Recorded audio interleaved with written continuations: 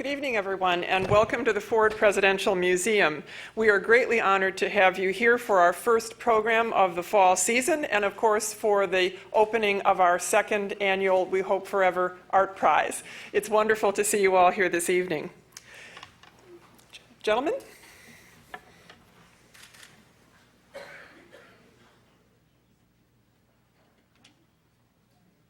Will everyone please stand and join us in the Pledge of Allegiance? Scout salute. I pledge allegiance to the flag of the United States of America and to the republic for which it stands, one nation, under God, indivisible, with liberty and justice for all. You may be seated. Scout sign. Scout oath. On my honor, I will do my best to do my duty to God and my country, to obey the Scout law, to help other people at all times, to keep myself physically strong, mentally awake, and morally straight. Scout law.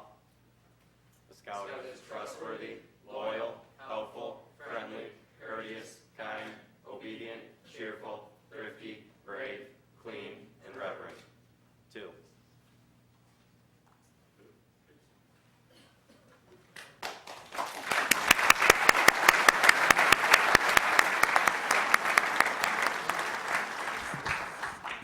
I want to thank the Scouts of Troop 102 of Lowell, Michigan, which is a part of the Gerald R. Ford Council of the Boy Scouts. We're delighted to have them here tonight.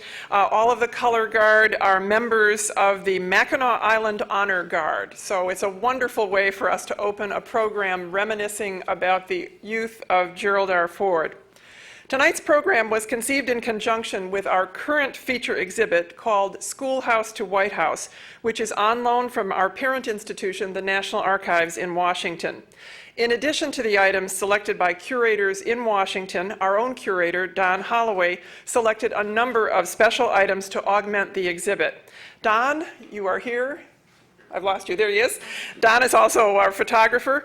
Don will be available in the feature exhibit space after the program to answer any questions you might have. So it's a wonderful exhibit. And to just give you one sneak preview, our registrar, Jamie Draper, made a personal trip out to the Nixon Library to hand carry back Richard Nixon's youth violin. So that's among the things in the exhibit. As tonight's program is being videotaped by C-SPAN for later broadcast, I would ask your cooperation in 2 matters of housekeeping. First, please turn off cell phones. And second, as you think of questions during the course of the program, please write them on the cards we've provided. After the presentations, we'll have staff on each side of the auditorium to collect your questions, and I will pass them to Rick Albin, our moderator, so they can be read aloud and then included in the video coverage of this program. At this point, it's my pleasure to introduce Joe Calvaruso, who is Executive Director of the Ford Presidential Foundation, which is our co-sponsor for this event, and he will introduce our speakers. Joe? Thank you, Elaine.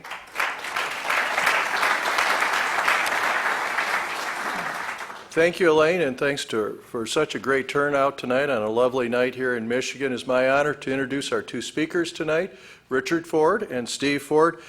Dick is President Ford's brother and a graduate of the University of Michigan. He ran the family business here in town, the Ford Paint and Varnish Company, for a number of years. Dick has served on the foundation's as a trustee since its inception in 1981. Steve Ford is the son of President Gerald R. Ford and Betty Ford. He left the White House at age 18 to pursue a dream of being a cowboy on cattle ranches. He later went on to a career of acting, appearing in a number of movies, including When Harry Met Sally, Black Hawk Down, and Transformer. He also spent 8 years on the soap opera The Young and Restless.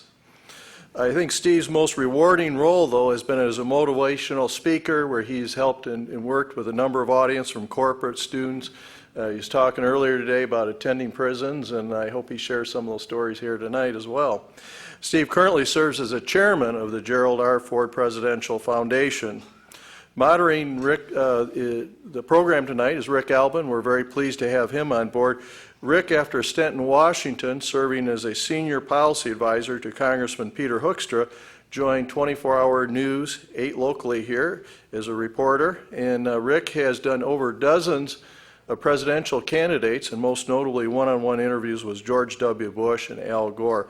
Thank you for your willingness to be a moderator tonight, and I now turn it over to Rick to start off our program. Thank you very much. Thank you, Joe, and thank you all for being here. Mr. Ford, thank you for allowing me to share the stage. This is another of those remarkable opportunities that only can be afforded by the very few places in the country that have a presidential museum and have the resources of the family, the people who know the stories the best. So as a reporter, this is a remarkable opportunity. It's a remarkable resource. I want to start tonight with a brief story because I think it sets up what we're going to talk about here tonight. The end of 2006, when we were here celebrating the life of President Ford, there were media from all over the world that were here. And there was one senior correspondent, a man for whom I had and still do have great respect, who had been in the business a very long time. And he and I were standing not far from here at the end of a very long day.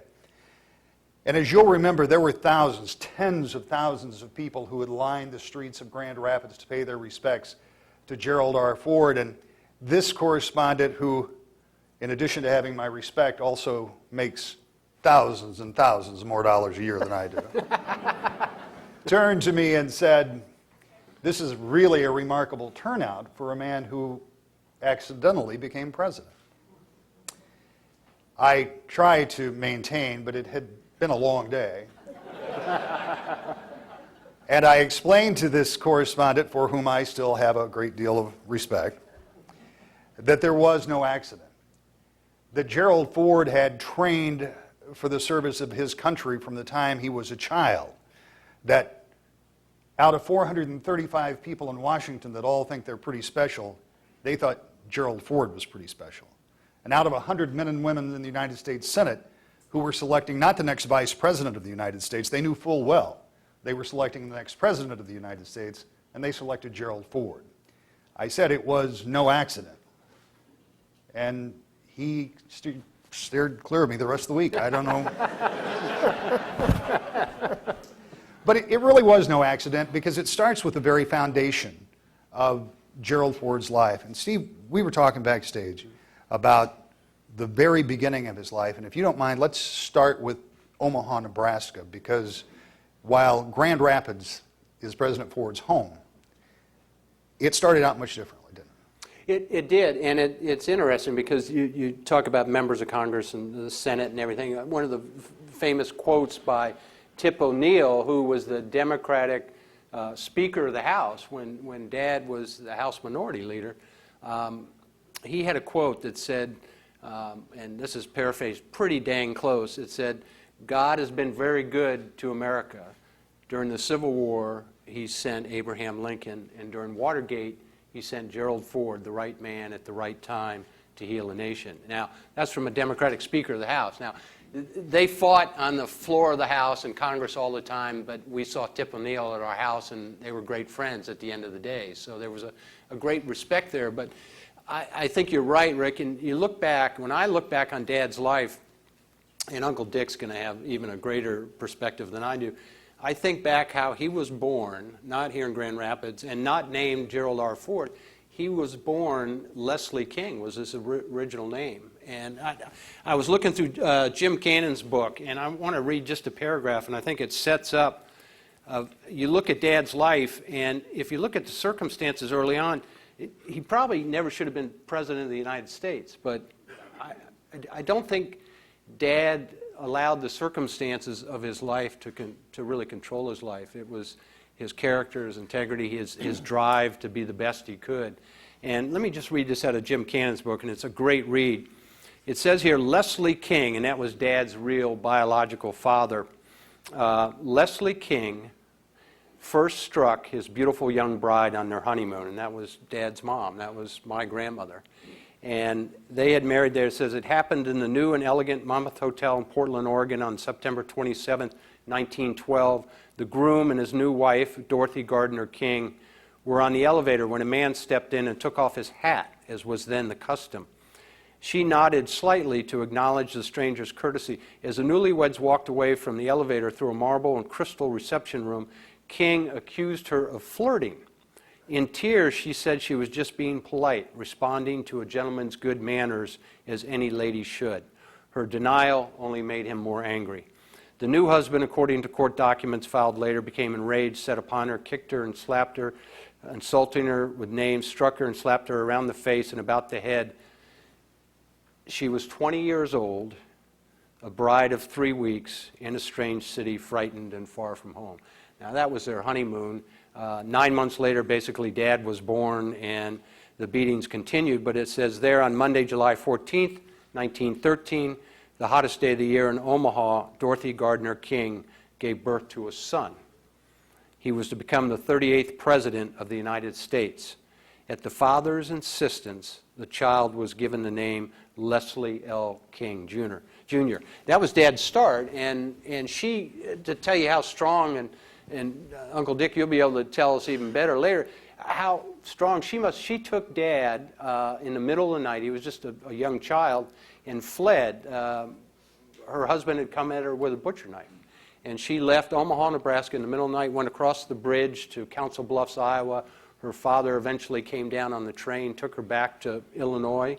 And here you had a single mom with a child, and you imagine the stigma of that. And at that time, they eventually ended up in Grand Rapids, and she met Gerald R. Ford Sr., who married her after the divorce and took Dad in, and then Uncle Dick and Uncle Tom and Uncle Jim came along afterwards. But that was, the right people at the right time were in Dad's life, and Grandpa Ford was the first one. That's a theme that you were talking about, and it does seem to carry on through his life, through football, and a number of things that we'll talk about.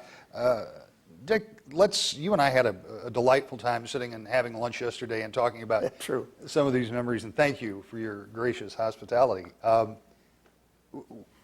Tell me about your father a little bit. I know there are a lot of remembrances of the president we want to talk about, but I'm interested, after hearing Steve's conversation, about this man in a very unusual circumstance and time. Single women with children were not the norm in those days. Divorces were not the norm in those days.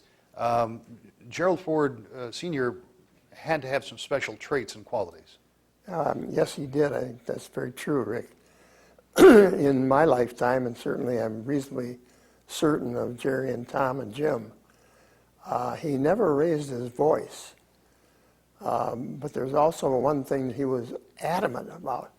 Don't ever lie. Don't ever lie. And I did. I lied once.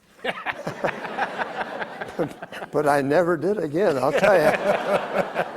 But he didn't use any physical force or anything. He just made it quite clear and apparent that that would not be tolerated. And I know the same thing happened with Jerry and Tom, maybe to a lesser extent. Their lie might not have been as big as mine. And you notice he omitted that. We're not going to find out what that was. Right? No. You lived where East Grand Rapids High School is now, right? Yeah, 2163 Lake Drive. And 4 boys, and you all slept in the same loft, right? That's correct. You, in some of your recollections, were telling me and gave me some guidance here that you were 11 years younger 11. Than President Ford. Well before he was obviously President Ford. And you'd wake up in the morning, and what would he be doing? Well, my earliest remembrance of my own childhood was this guy that was doing push-ups and set-ups on the floor of our loft. And I thought, gee, wonder if I'm supposed to do that. But Dad was really a very, very hard worker, Rick. It was not easy in business in the 30s. It was not the place to be unless you wanted to get and put in exceedingly long hours as a owner of a small paint company. But he always had time for us without any question. And if you went to him with any sort of problem, he, without any doubt, had the right answer and would tell you, maybe you ought to think about this, and so on and so forth. And just to make my point, I was in the 11th grade, and I'd played football in East Gramps High School the first 2 years. And I was fearsome. I weighed 120 and was 6'2½".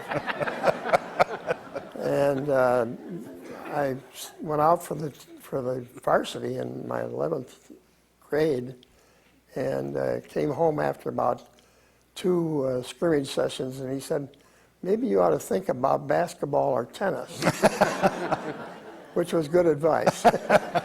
You know, it's funny, Rick, hearing about Dad doing calisthenics, you know, sit-ups and Right. push-ups in the morning. I can tell you, even in his later years, probably up to 3 years before he passed away, every morning he would still get up and do sit-ups. He swam 1/4 of a mile in the morning, 1/4 of a mile in the afternoon. He was just religious about his exercise, and I believe that had, you know, a year before Dad passed away, he would still go out on the golf course with me and play golf. And he wouldn't play every hole, but he'd hit some drives. And I was thinking, you know, here he is, 92 years old, and still playing golf. And all, yeah, so he was very, very fit. He also had some interesting traits because his, not just being fit, but he was always very athletic. You call him one of the only 3 natural athletes you've ever met. Yes, that's true. Repeating what you just said, Rick, I've only known in my lifetime 3 individuals who could be classed as natural athletes. And it was evident in many, many ways. Probably the first time I ever became aware of it was the family went to a picnic somewhere near Lowell, but I don't know where it was. We went there every year. And it had to be a family gathering of some sort. And there'd be naturally there'd be the softball game, and he would be the first one picked every year, obviously, and that didn't change over the 2 or 3 years that we were there. And did his team always win? More times than I can remember. Well, you know, Dad, I remember as a kid, I had two older brothers, and they'd all played football, and I remember in 8th grade, I went to Dad and I said, "Dad, I want to make the freshman football team." Well, they didn't really let 8th graders on the maybe 1 or 2, but usually if you were in 8th grade, you couldn't get on the freshman team. And he says, "I'll tell you what, we'll come up with a plan to get you on the freshman football team." He says, "I'm going to teach you to be able to snap for punts." And he says, "They always need a snapper, and nobody's going to know how to do it." And that summer, he had me in the backyard showing me, we practiced all summer long, and the football season came up, and I was the only 8th grader that made the team because I was the only guy who knew how to snap for punts. and his plan was brilliant. And I'd look at Dad, and he always, you know, he'd see a problem, he'd see it, and he'd figure out a way to make it work, and that was his plan to get me on the football team, yeah. I'm interested in what you said about your father, that he was always there. You could always go to him, but yet he worked very hard, very long hours, as you point out you had to, in a business at that time when the economy was having its own struggles. Your father was more than a little engaged in his job, because by the time you were getting ready to go into the 8th grade, he had a plate full as the minority leader at that time. What was that like? I mean, obviously his job took him away. He had to travel. He and we were talking yesterday about how he and Senator Dirksen used to travel the country and talk to people and do all of these things. What was it like for you growing up with your congressman, Dad? Well, first of all, Dad was gone a lot. He was probably on the road 100 nights a year. And that's where Mom really stepped in, and she was the rock that made sure we got to school, football practice, the dentist, all those kind of things. So it was hard on Mom. I mean, she really had to look after us and those kind of things. It wasn't a big thing that Dad was a congressman, because in Washington, D.C. at that time, most of our neighbors, everybody worked for the federal government. So it wasn't a big thing until he actually became vice president, and then our lives changed quite a bit, because that had elevated to a situation. At that point, we didn't have Secret Service yet. That wasn't until Dad became president, but it started changing when he became vice president. And they didn't have a vice president's home, or they were redoing the Naval Observatory where that was going to be the vice president's mansion or house. And so we still lived in our little house in Alexandria, Virginia that we grew up in. And the funny story that comes out of that is once Dad became president, we went through the whole swearing in. You guys remember the images of Nixon saying goodbye and the helicopter taking off, and we walked into the East Room of the White House. Dad took the oath of office. We took the pictures, went to the Oval Office. But that night, we couldn't move into the White House because Nixon had left so quickly, so unexpectedly, the resigning, that they weren't able to pack up all their belongings. So they left their daughter and son-in-law, David Eisenhower, to pack up all their clothes. And so it took 7 days before we could actually move into the White House. And so that night, Dad becomes president of the United States. We go back to our little house in Alexandria, Virginia, and we stayed there for 7 days. And I'm serious. I'll never forget, my mom was cooking dinner that night, and she looks at my dad and she goes, "Jerry, something's wrong here." You just became the president of the United States, and I'm still cooking dinner for him. And so that was our first 7 days. So that's how our life changed. So. There are some wonderful, I want to talk about some of those first few days after you actually did get the White House. And there was a party that you reminded me of that we'll get to in a little bit too. But I want to go back to the early years of Gerald R. Ford here. I mean, this is a man who is very athletic. He's very dedicated to keeping his body in good shape. He's very talented. Could have played football for the Bears, as I recall was the offer, but he didn't do that because his mind was on education. True. And he went off to school. Now, think about that. I mean, it wasn't exactly as it is today. A contract with the NFL then didn't make you an instant millionaire, but still, playing professional football would have been exciting for anybody. Instead, the future president decided he was going to go off to college, but he didn't just go off to college and forget everything that was going on in Grand Rapids, because he did something pretty special for you, kind of out of the blue. While he was away at college, he's thinking about his career, he's thinking about getting an education, but he didn't forget about little brother. And this would have been 1930, well, I don't know if we put a year on it, whatever year he would have. Probably 37, 38. 37, okay. So what happens in 1936? Well, he was coaching at Yale at the same time he's going through law school. And which is how he was paying to go to law school, yes, largely, right? True. And once I received in the mail or by parcel post a brand new basketball, and there wasn't anything extremely unusual about it, except it was the first basketball in Grand Rapids that didn't have laces on it. And for you men that are present, you can imagine that would have created quite an interesting commentary by many of my friends. And it indicated to me that even though I didn't ask him for it, obviously, that he had enough concern about his younger brothers and he knew I could use it. So it was a very, very great gift. And I think about those things your family does. I have an older brother who would occasionally do those kind of things, but it does speak to the background, doesn't it? It does speak a little bit to the value he put on family. Again, remembering the start, the inauspicious start, the family that didn't work for President Ford, and then the Ford family, which apparently worked amazingly well. I mean, that really kind of speaks to that, doesn't it? I think it does, Rick. Mother and Dad set pretty high standards, and it just wasn't a question of whether or not we'd done well. It was a question of you could do better, and that was all that was said. There wasn't anything more than that, and that was a significant incentive to do a little bit better than we had been doing. Not a lot of self-congratulatory talk in the house. Not from anybody. In fact, Rick, excuse me. No, please go ahead. But I think in reference to that attitude, that explains my brothers Tom and Jim and myself. When Jerry became president, were contacted by many, many people and wanted interviews, or 2 occasions I had condominiums offered to us down in Tampa, Florida, if only you could convince your brother to buy one, which But we studiously avoided giving any interviews of any sort, type, or description. And we're very careful, in my opinion, of making sure that, my words, in other words, no reflected glory.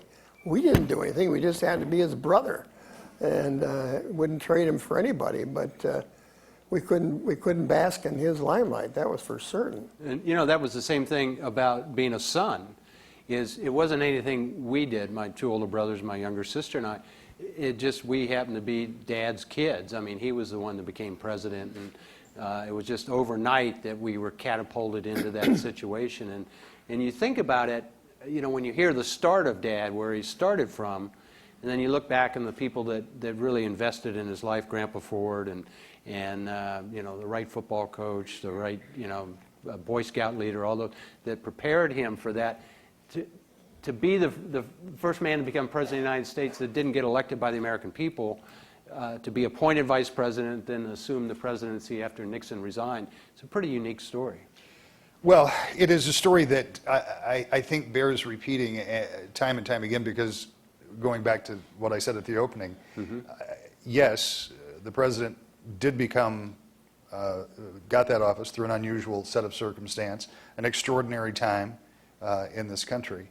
But it certainly was no accident that he was prepared to do it from the time that he was in the Navy, the time that he ran for Congress. He ran for Congress about 10 minutes after he got married, if I recall. I mean, it all happened all at the same time, right? He asked my mother to get married, but he said he had a secret that he couldn't tell her. Somehow she said yes, and he didn't tell her because he was keeping it a secret that he was going to run for Congress. And so she found out after, and she swears to this day, if she'd known he was going to be a politician, she never would have married him. Talk a little bit, if you would, about those first days. You talked about those first 7 days, but from the time that the minority leader in the House, Gerald R. Ford from Michigan, was asked to start gathering names of potential replacements for Spiro Agnew, because that is what he was tasked to do by the White House. And there were a number of names. In fact, that list, a handwritten legal pad list, is downstairs, I believe, here at the museum, and you should go look at it sometime. When you read the names, you'll go, really? Because it's a who's who of people who became or nearly became president, or Nelson Rockefeller, who became vice president for your father, George Herbert Walker Bush, I believe his name is on there, John Connally. the governor, Democratic governor of Texas, John Connally. We thought Dad's name, if it was on that list, was at the bottom, you know. And obviously it turned out to be the name. He was selected. He was ratified from the Senate. But at that moment, a lot of people in Washington knew that the Senate had just picked the next president of the United States. Was it your understanding, your father's understanding, or did he never speak of that? He never spoke. In fact, we'll backtrack a second, because as many of you know, he served in Congress 13 terms, 26 years, I think it was, here in the Grand Rapids area. And Dad just had a passion for being a public servant. And Mom he'd always wanted to be Speaker of the House, and they could never get a Republican majority in Congress, so he was House Minority Leader. And he told my mother that if they didn't get a Republican majority this next election, that he was going to retire, come back to Grand Rapids, maybe start up a law practice. And my mother was so happy. I mean, she was ready to give up the political life. She'd finally, after 26 years, had got him to say he'd retire. And then all of a sudden, Richard Nixon asked him to be vice president. And I'll never forget what my dad, because Mother was not happy about that. And Dad looked at her and said, "Betty, don't worry, vice presidents don't do anything." And we found out that wasn't true, and so then he becomes president. So I don't think Dad ever thought, at that time when Dad became the vice president, Watergate was not what it turned into 10 months later. Obviously it grew, and the Nixon White House was under siege over those next 10 months.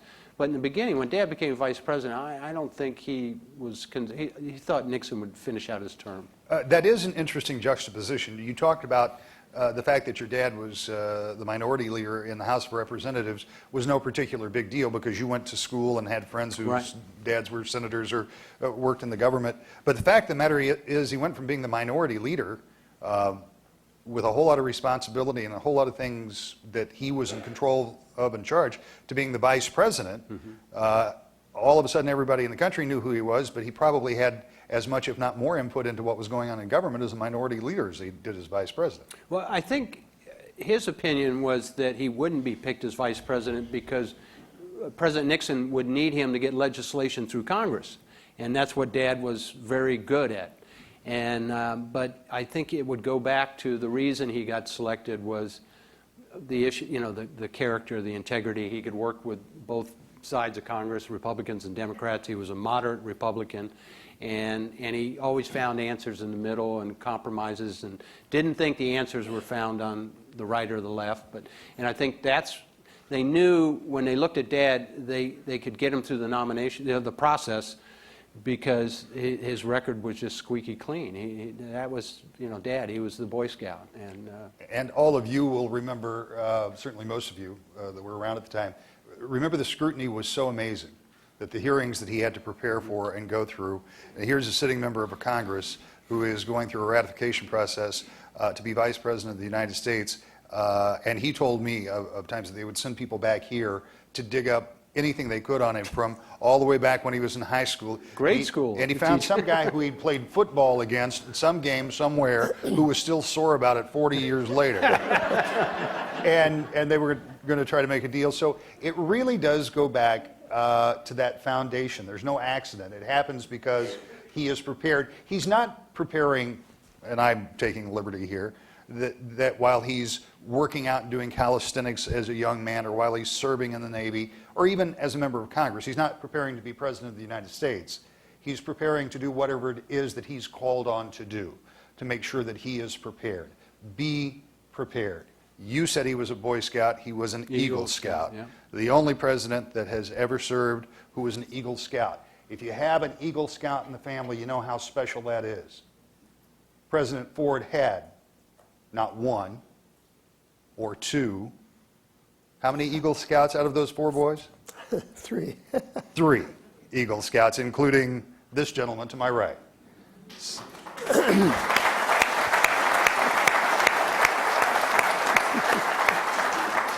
Tell me why that was important for him, for you, for your brother, for your family. Gee, Rick, I don't know if I can be specific. I think it was a feeling by my father specifically, and my mother to a lesser extent, that the Boy Scouts was a fine organization. And obviously it worked out well for my 2 older brothers, Jerry and Tom. The values that you do obtain or garner from being a Boy Scout, particularly up the Eagle Scout level, are values that you'll never forget. And I think they guided his life to a very certain extent, and certainly Tom's and mine are the same. You told me something yesterday that will stick with me for a very long time.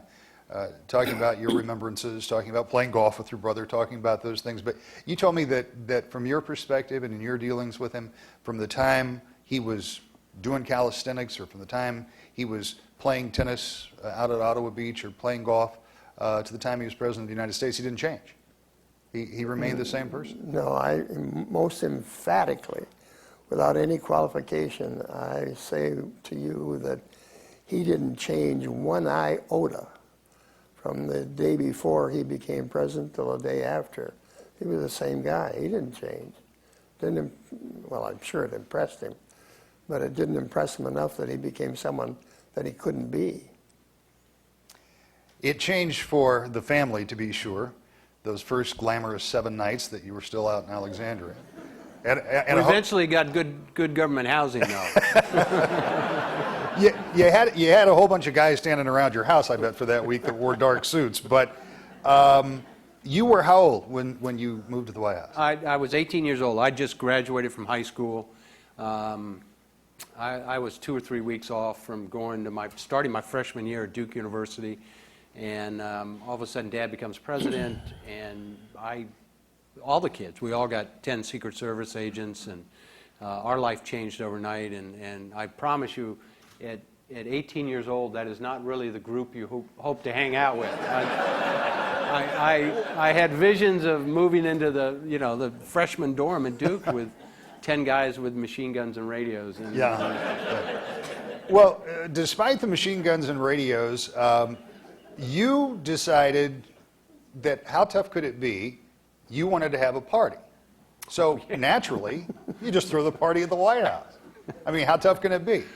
Tell me about this experience, because first of all, you said you had what, 20 friends?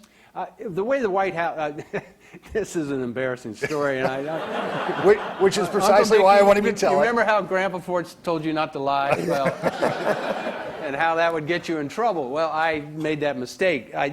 When we moved into the White House, I guess I had the perception that while you were there, everything was paid for. And the food and everything. I just thought, that was one of the perks of Dad's job. You got free food and everything like that. And so the family quarters for Mom and Dad were on the second floor of the White House, and that's where the Lincoln bedroom and the Queen's bedroom and then the President's area and the living room. And the kids, we lived up on the third floor of the White House. And it's quite a distance, and Mom and Dad didn't come up there very often. It was a big hike. And so one night I decided to have a party on the third floor of the White House without telling Mom and Dad. And Dad asked me, "What are you doing tonight?" And I kind of went, "Oh, I think I'm going to go to bed early." And so I went upstairs, and I had probably 20 friends over, and I'd had a bunch of chips and Cokes and stuff sent up there, all this food.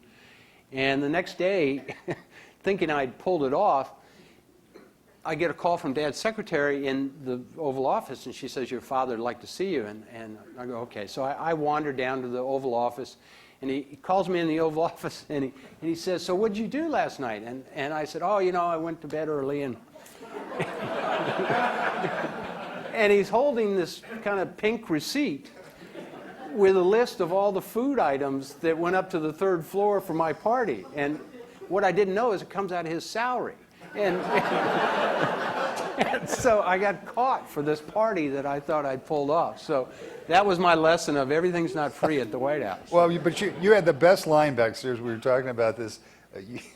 You made the assumption at that moment in the Oval Office that maybe the economy or the Vietnam War might be on his mind. But He might have more important things to do than to call me down in the Oval Office. But I mean, that's the wonderful part of that story, is he was still a father. And he took interest, and he paid attention, and you could walk in the Oval Office anytime and sit down and have a chat with him, and he was still a father, and that was the most important thing to us as kids. What was it like for you, Dick, being younger? You tell a great story. You moved at some point to another, you moved from the East Grand Rapids place to another location, and your dad found a pool table, right? I found a pool table somewhere. I don't know where that came from, but it ended up in our basement. And I'd never seen a pool table, and obviously had very little knowledge of what you're supposed to do with a cue. And Jerry saw me, and he said, "Well, I can show you how to shoot." And he was ambidextrous, and he played pool left-handed. So he said, "I'll teach you how to play." And so I said, "Well, okay, fine. Left hand, that's the way he does it." And it was of extreme benefit to me. I never stopped shooting left-handed, so every once in a while, when opening a trout season, there'd be a bar up at Big Star Inn with the pool table. And when the other two guys were beating myself and my friends, we'd say, or I'd say, "Let's double it up and everybody shoot left-handed."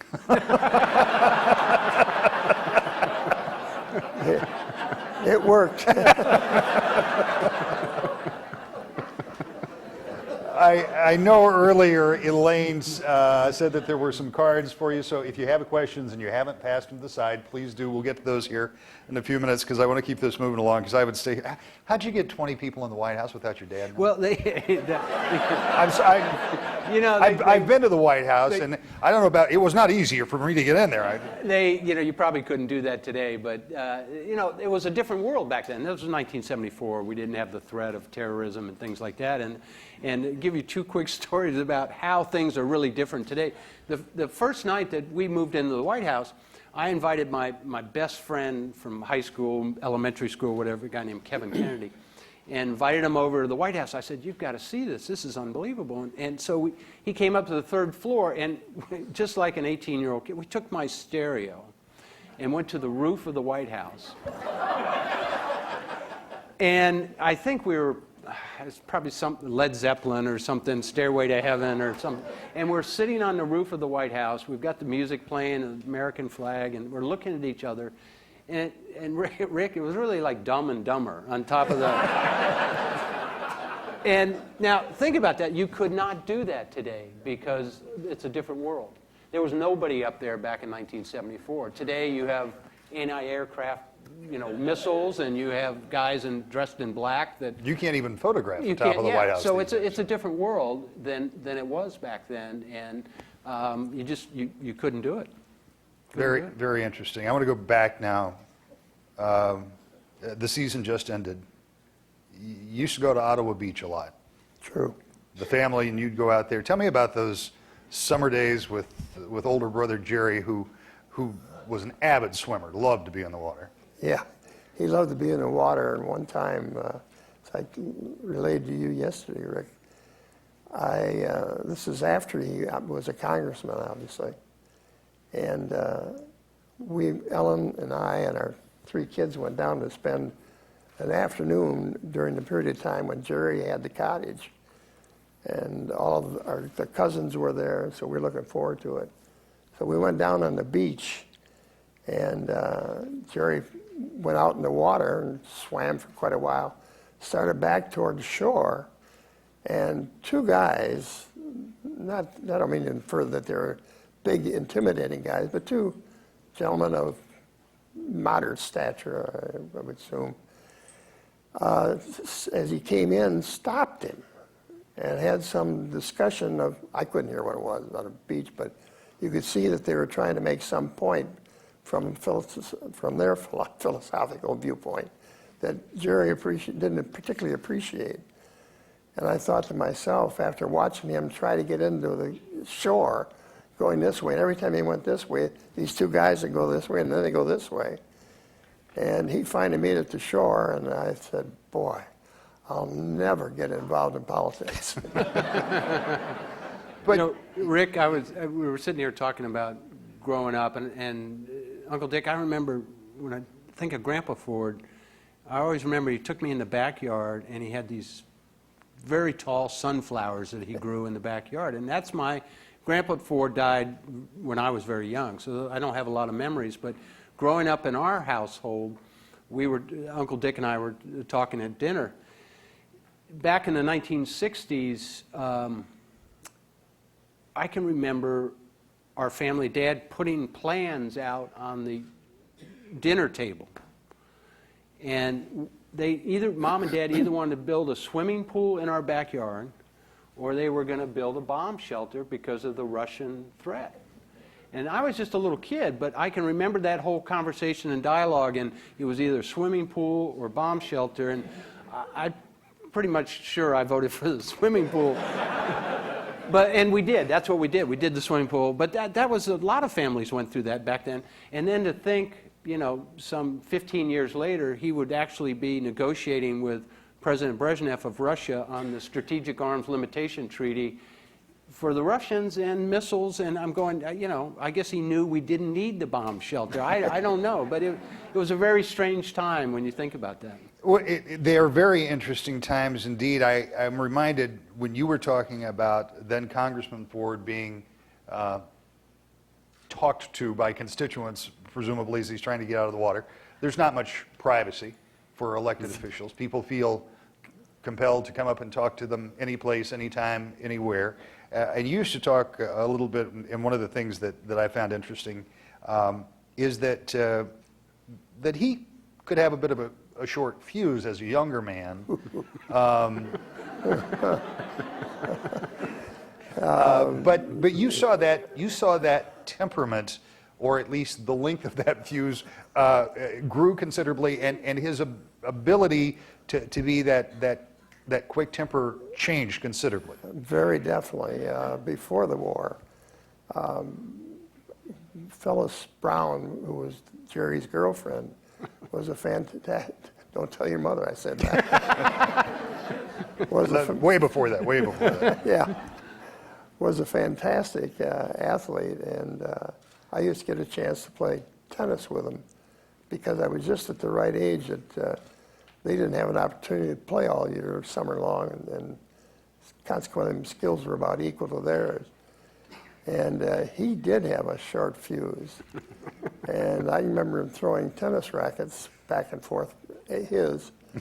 And I also can remember, Stephen, I never told you this, but I was caddying for him one of the summers, and he got in a sand trap, and he took 3 shots, and was still in the sand trap, and he took his sand wedge, and there was a big tree limb about that big, and he takes a club and goes, whack! The thing wrapped itself right around the tree. And he left it there, and I didn't say anything. Well, you know, I can remember, and Dad would tell this story on himself at the dinner table because he acknowledged he had a quick temper, and I guess Grandma Ford didn't think that was the appropriate thing. And when Dad, he would say when he'd lose his temper as a young man, that Grandma Ford, his mom, would make him go in the corner and remember Rudyard Kipling's poem, If, and he'd have to recite it over and over and over again to learn patience. And is that true, Uncle Dick? Yes, and back to what Rick alluded to just a minute ago. In my opinion, before the war, his skin was that thin, and his fuse was even shorter. And after the war, maybe in 1948 or maybe 50, when he was running for re-election as a congressman, a friend of mine asked me out to the Kiwanis Club luncheon where Jerry was going to speak, and he finished his talk and asked for questions from the audience. And this reverend, I have no idea what his name is or what particular faith, but this reverend stood up and he started making comments that were not favorable, alluding to Jerry's character, honesty, integrity, et cetera, et cetera. And I'm about halfway back from where the Jerry is and where the Reverend is, and I think, uh-oh. Reverend, I don't care if you're a Reverend, you're not going to get away with that. Well, all Jerry said, well, Reverend, I think maybe we should agree to disagree. That was it. I couldn't believe it. We've learned a couple of things. We've learned about Steve's taste in music when he's on top of the White House. And I think we've learned how Dick used to pay for his trout fishing adventures by playing pool. Elaine, do we have some questions? As we're looking at this, Dick, this is, was this the original paint Yes, it facility? is. Where was that located here in town? 601 Crosby, Northwest. And how long was your family in that business? Let me see. Dad and his 2 partners formed the company 3 weeks before the crash of '29. Good timing. Great timing. Somehow they made it through, and were very successful in it. But then Dad died, and Tom wanted to become a state legislator, and so he ran for state legislature, and he won. And then we had a deal for the first year he was down there that he was going to spend half his time for Ford Paint and half his time at the legislature. And after 1 year, that was not working out too well. So I told him, you know, you buy me out or I'll buy you out. And we had amicable settlement of it, and I bought him out. And so I had it up until 1979, and then I sold the company. It's interesting, the very first question that was handed, did Jerry Ford work at the paint company? Oh yeah, in the summertime, very He definitely. told me, Uncle Dick, you can clarify this, when we were young kids, you know how your dad, you're getting a summer job, and he'd always say, you know, I walked 6 miles in the snow to school, and Uphill both ways. yeah, Right, exactly. right. And he used to tell us that he had to lick the labels in the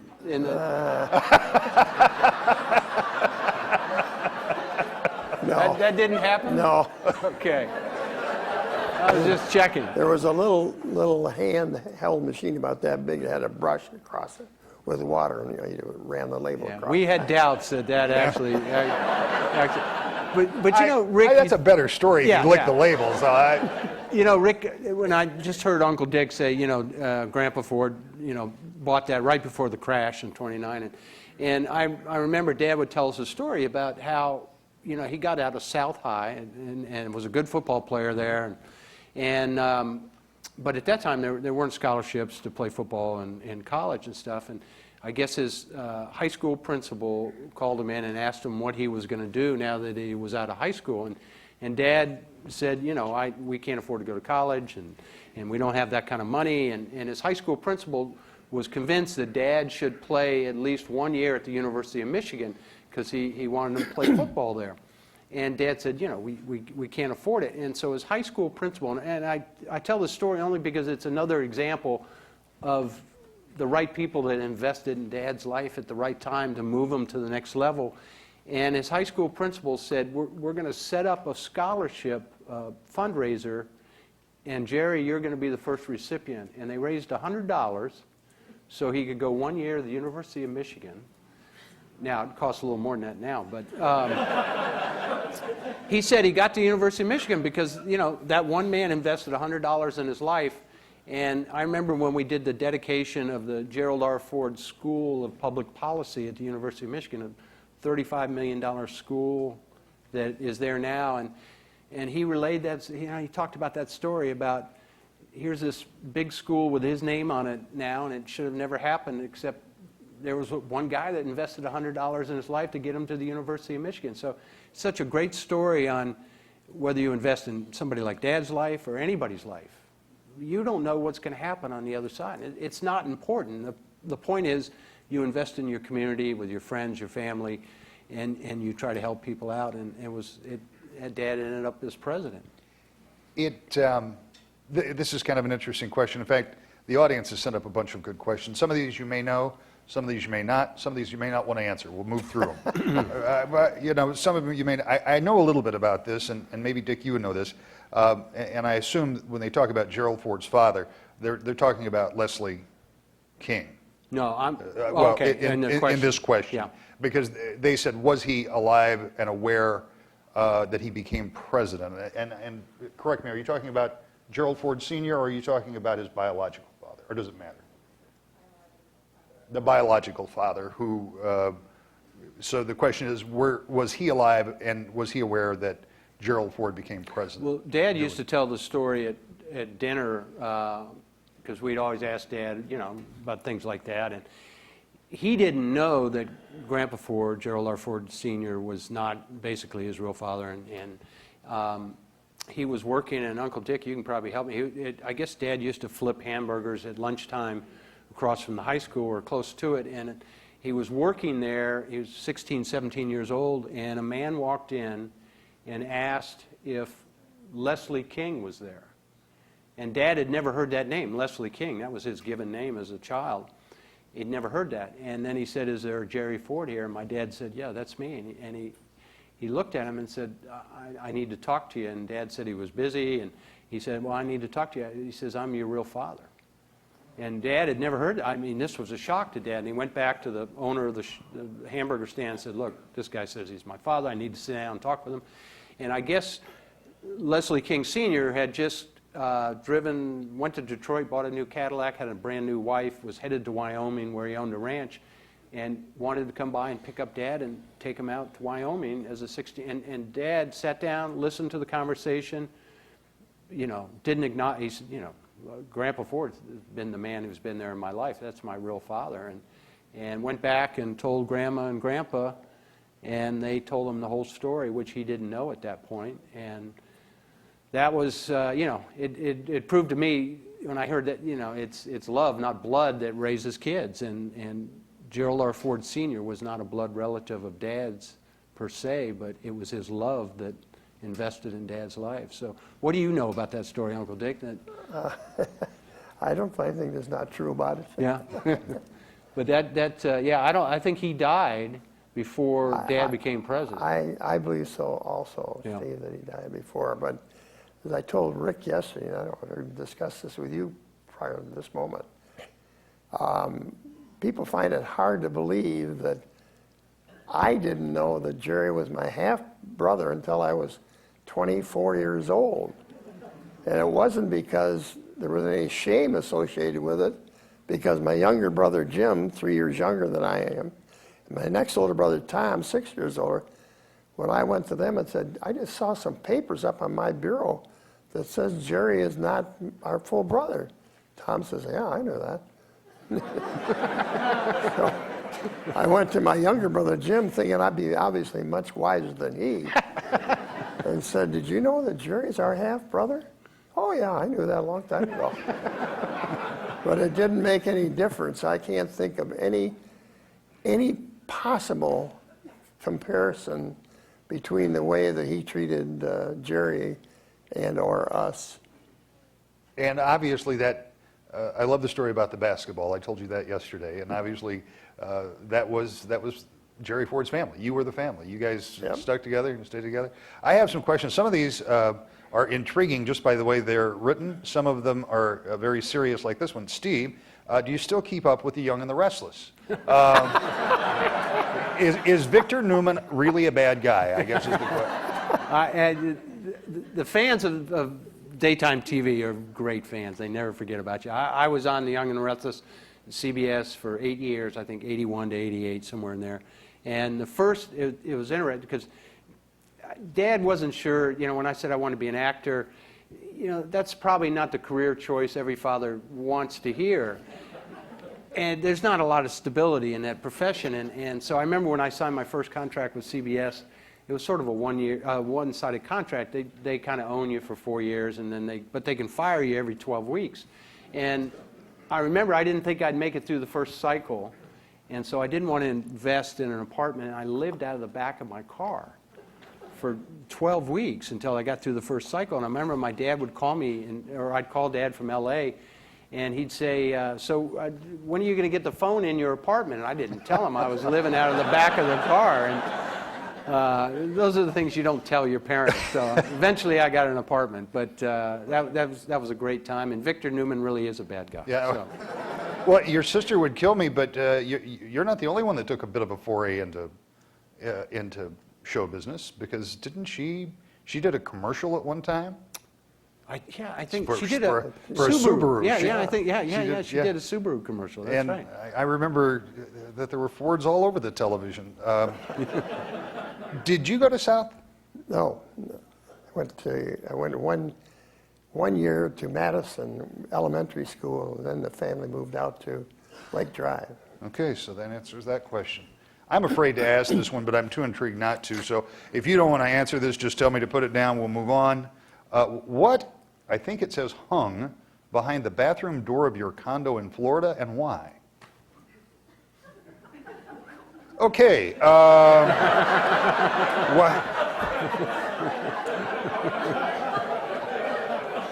I'll take that one for Here. you. This is a question, and I'll expand this for both of you. Is there a network? I realize there are a lot of philosophical divisions, and the continuity from one presidential family to the next is not necessarily, there's no overlap. You leave, they move in. This specifically says, is there a network? Is there a connection with children of presidents? I would expand that to families of presidents, because I know that there have been any number of children of former presidents who have been here at the museum. Do you guys keep in touch with the other families and children? Yeah, we don't, and there's get-together. They did one several years ago where they tried to get as many of the children and grandchildren of former presidents together. It is kind of a small club, and we're very blessed to be part of it, and we all got there different ways. Our stay in the White House was just under 1,000 days. Such a unique time, 2.5 years. I never got invited back to the White House a lot. I remember going back, oh gosh, there was probably 20 years where I wasn't there, and then we went back. We had a great, President Bush was kind enough to invite us back for Dad's 90th birthday, and it was almost to the day that Dad had been sworn in as president 30 years earlier, and so the whole family went back. They had a dinner for us, and I remember I hadn't been in the White House in probably 20 years, and we went over, looked at the Oval Office. President Bush was very kind to take us in the Oval Office. We took some pictures, and I have to tell you, I was sitting there going, gosh, I was an 18-year-old kid looking around trying to remember all those stories and things. And then we went, they had a dinner for us. We went back to the family quarters. They had a little reception. And I remember, again, I was caught up in those thoughts of how did we ever live here. And I walked through a screen door and out onto this balcony. And to my left, I looked over, and here's, almost in a perfect line, Vice President Dick Cheney, former Secretary of State Colin Powell, Secretary of Defense Don Rumsfeld, and the chairman of the Federal Reserve, Alan Greenspan, and then me, right? And I'm thinking, this doesn't make sense, and it's like you look at one of those pictures that says, what doesn't belong here, kind of thing. So it was just a very surreal kind of thing when we went back. Dick, one of the things that would be difficult as a brother would be watching the way a president gets treated in television, either by the news media, but during the Ford presidency, there was kind of a new advent of this satirical comedy thing that started. We came to know it as Saturday Night Live, and Chevy Chase. Chevy Chase just used your brother as a punching bag from time to time. And he always referred to, your brother always referred to it in good humor. What was it like for you to see that? And I realize it's probably different than news, which I hope would have been more serious. But nonetheless, when he's on that big of a stage, that's got to be tough. I'm being very honest and telling you, Rick, I never watched Saturday Night Live.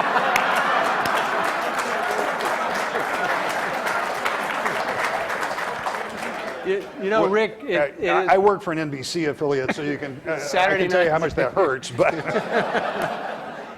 Dad, and he always said, if you're going to be in politics, you got to have thick skin, and he would laugh at that as much as anybody else. And it's interesting because he and Chevy Chase became friends later on, and they played golf together, didn't they? They played golf together. But Chevy Chase, I think, because he went through a chemical addiction, and I think it came full circle. Here was Mom with the Betty Ford Center and knowledge about that kind of thing, that they developed a bond and a friendship later because of some of those issues. And I was told that Chevy Chase wrote a very nice kind of op-ed piece after Dad passed away about his real respect for Dad, and that Dad said you got to have thick skin if you're going to be in politics.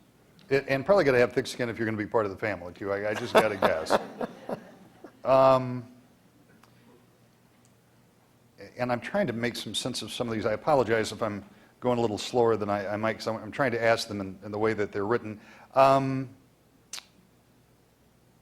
This talks about your mom, Steve, and I'm going to have you answer this if you can. And I think the point they're trying to make is that your mother, in many ways, broke the mold as First Lady, because she was outspoken, she was opinionated. Those opinions didn't always directly coincide with your father's. She became, through her struggles and her triumphs, larger than life.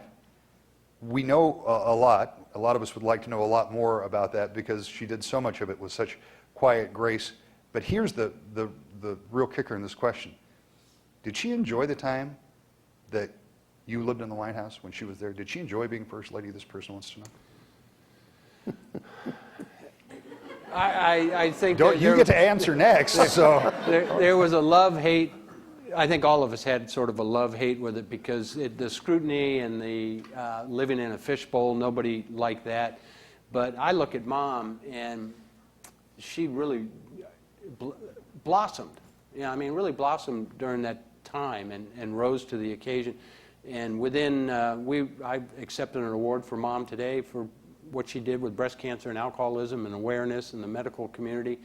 You know, weeks after Dad became president, she was diagnosed with breast cancer. And at that time, breast cancer for women was a closet disease. They didn't talk about it. And I can remember Mom and Dad, you know, standing there in front of the press, Dad holding Mom's hand and talking about how they were going to take the shame off of this disease. And so Mom really blossomed and brought awareness and took stigmas off breast cancer and alcoholism. And yes, she said some things that were very controversial, but then you remember there were buttons when Dad ran against Carter. Mother was so loved that said, you know, Betty's husband for president. So it worked both ways.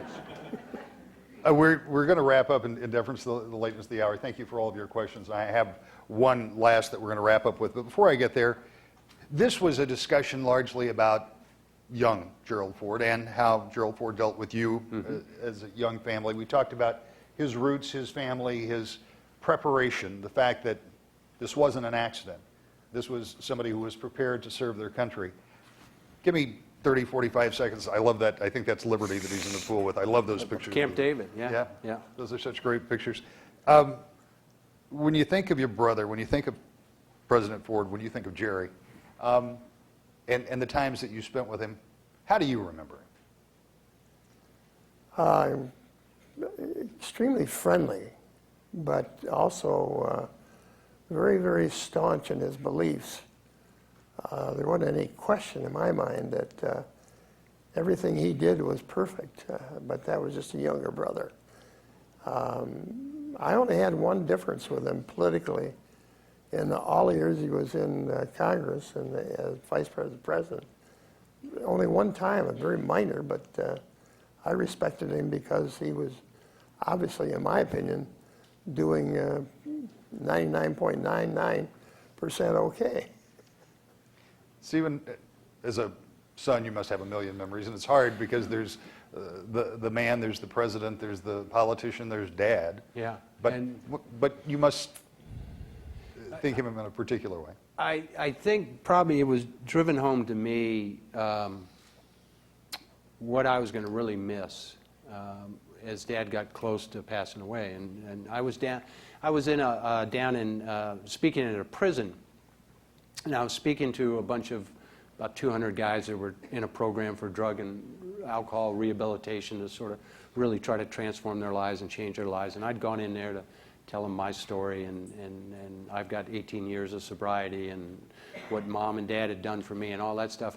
And a young guy got up and he asked me a question. He goes, you know, tell us a story, you know, about your dad's accomplishments, his career, being president, vice president. And this was about 3 months before Dad passed away. And I said to him, I said, you know, my dad, he's done a lot of great things in his career, but I said, my dad's kind of ill right now, and he may live another 3 months, 4 months, 6 months, we don't know, but I know at a certain point very soon I'm going to be at a state funeral, a presidential funeral, and I'm going to be standing on the Capitol steps in Washington, D.C., and the flags are going to be waving, and the music and the, you know, bugles and the whole thing.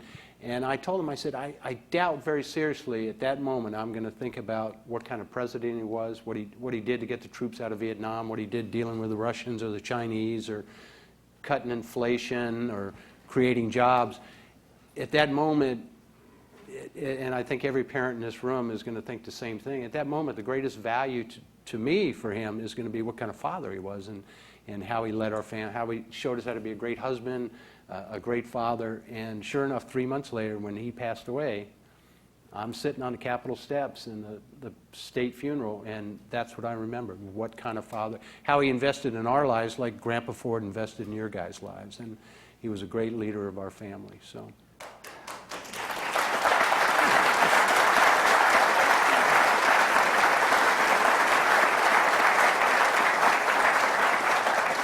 I'll just read part of this, but I thought this was fitting. It says, as the owners of President Ford's boyhood home at 649 Union Southeast, we offer an open invitation to Richard and Steve to come by and visit anytime. They would be happy to host you, and I thought that was very gracious nice. of those Very folks. nice. Just before we turn this back over to Elaine, I want to thank the Ford family, Mr. Dick Ford, Steve Ford, all of the Ford family for allowing me to be part of these conversations and be part of this great facility, to the folks at the museum, certainly to the foundation. This truly is a wonderful opportunity. There are only a handful of political reporters in the whole country that get to do pure politics, and that's what I get to do. Fewer still that have a resource and a legacy and a gold mine of information to actually be in the home of a president of the United States, and not just any president, but Gerald Ford. So thank you both, and the foundation, and certainly the museum. Thank you all very much.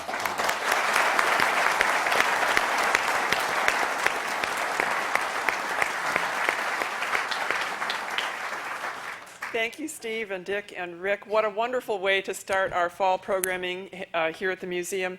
We're very honored to have this program. This has been a long time in the planning, and we're very, very pleased. If you've enjoyed the program tonight and the pictures, I'd like to have you recognize the archivist who made this happen. Ken Hafele is over here from the Ford Library in Ann Arbor. Ken is our senior audiovisual person and worked with Nancy Mershaw, who's also in that department, to select the pictures. But what Ken especially wanted me to share is that these pictures come from the Ford family photo albums, which Mrs. Ford very graciously shared with the library. We've created a database, and each of the children received a DVD with the full set of photos and all the metadata describing them all. And one of the people who helped identify and sort through many of the photos is Linda Burba, Dick Ford's daughter, who's here tonight.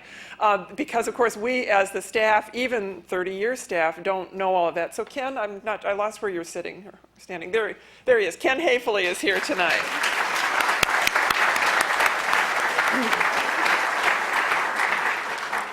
Looking ahead, Schoolhouse to White House, the feature exhibit runs through October 3rd.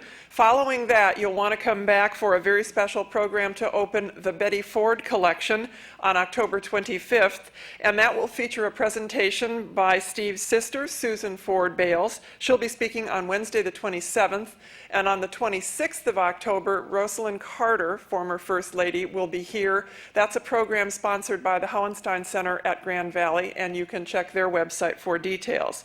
So lots more good things coming up. Tonight, because of Art Prize and the fact that we're still open, we have a reception for you upstairs in the Michigan room, which is right next to Schoolhouse to White House. So take a chance, linger please to enjoy some refreshments, have a chance to talk with Steve and Dick and Rick, and also Don Holloway, our curator, will be up there to answer your questions. Thanks very much for coming.